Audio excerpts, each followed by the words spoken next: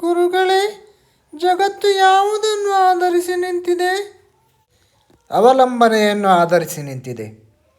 ಇಲ್ಲಿ ಯಾವುದನ್ನು ಯಾವುದೇ ಒಂದು ಜೀವಿ ಮಾಡಲು ಸಾಧ್ಯವಿಲ್ಲ. ಮತ್ತೊಬ್ಬರ ಅವಲಂಬನೆ ಅತಿ ಅವಶ್ಯಕ. ಇಲ್ಲಿಂದಲೇ ನಮ್ಮ ಸೃಷ್ಟಿ ಆರಂಭವಾಗುತ್ತದೆ. ಪರಸ್ಪರ ಸಹಕಾರ ಇಲ್ಲದೆ ಮತ್ತೊಬ್ಬರ ಬದುಕಿಲ್ಲಿ ಸಾಗುವುದಿಲ್ಲ. ಅದೆಷ್ಟು ಅರ್ಥ ಮಾಡಿಕೊಳ್ಳುತ್ತೇವೆ? ಉದಾಹರಣೆಗೆ, ಮಳೆ ನೀರು ಮೇಲೆ ಹೋಗಲು ಸೂರ್ಯನ ಶಾಖ ಬೇಕು. ಆ ಸೂರ್ಯನನ್ನು ಆಧರಿಸಿ ಗ್ರಹಗಳು ನಿಂತಿವೆ.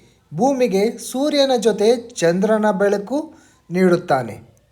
ಅಗ್ನಿ ಪ್ರಜ್ವಲಿಸಿದರೂ ಗಾಳಿ ಸಹಾಯ ಬೇಕು. ನೀರು ಭೂಮಿಗೆ ಬಂದು ಅದರ ಉಪಯೋಗ ಭೂಮಿಗೆ ನಮಗೆ ಸಿಕ್ಕಿದರೂ ಅದು ಭೂಮಿಗೆ ಬರಬೇಕು ಎಂದರು. ನದಿಯಾಗಿ ಹರಡಬೇಕು ಎಂದರು. ಅದು ಸಿಹಿಯಾಗಿರಬೇಕು ಎಂದರು.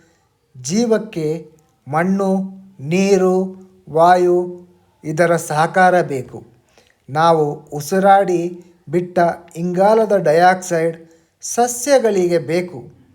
ಸಸ್ಯಗಳಿಂದ ಆಮ್ಲಜನಕ ನಮಗೆ ಬೇಕು. ಜೀವಿಗಳಿಗೆ ಸಸ್ಯಾಹಾರ. ಒಂದು ಸಸ್ಯ ಹಲವಾರು ಜೀವಗಳ ಆಶ್ರಯ. ಬೆಳೆದ ಹಣ್ಣನ್ನು ಪಕ್ಷಿ ತಿನ್ನುತ್ತದೆ. ಸಸ್ಯಾಹಾರಿಯನ್ನು ಮಾಂಸಾಹಾರಿ ತಿಂದರೆ ಮಾಂಸಾಹಾರಿ ಸತ್ತಾಗ ಬ್ಯಾಕ್ಟೀರಿಯಾಗಳು ತಿನ್ನುತ್ತವೆ. ತಿಂದು ಗೊಬ್ಬರವನ್ನಾಗಿಸಿ ಮಣ್ಣಿನ ಮೂಲಕ ಪುನಃ ಸಸ್ಯಗಳಿಗೆ ನೀಡುತ್ತದೆ. ನಮ್ಮ ಜೊತೆ ಲಕ್ಷ ಲಕ್ಷ ವಿಶೇಷ ಜೀವಿಗಳು ಇದೇ ರೀತಿ ಬ್ರಹ್ಮಾಂಡದಲ್ಲಿ ಇವೆ. ಇದನ್ನು ಹೀಗೆ ಅಚ್ಚುಕಟ್ಟಾಗಿ ಭಗವಂತನು ವ್ಯವಸ್ಥೆಯಲ್ಲಿಟ್ಟಿದ್ದಾನೆ. ಇದು ಹೀಗೆ ನಡೆಯುತ್ತಿರುತ್ತದೆ. ಮತ್ತೊಬ್ಬರ ಸಹಾಯದಿಂದಲೇ ರೂಪುಗೊಳ್ಳುತ್ತಿರುತ್ತದೆ. ಗುರುಗಳೇ, ಮೆದುಳಿನ ರಚನೆ ಹೇಗೆ? ಇದು ಸಂಪೂರ್ಣ ಸೈಕಾಲಜಿಗೆ ಸೇರಿದ್ದಾಗಿದೆ.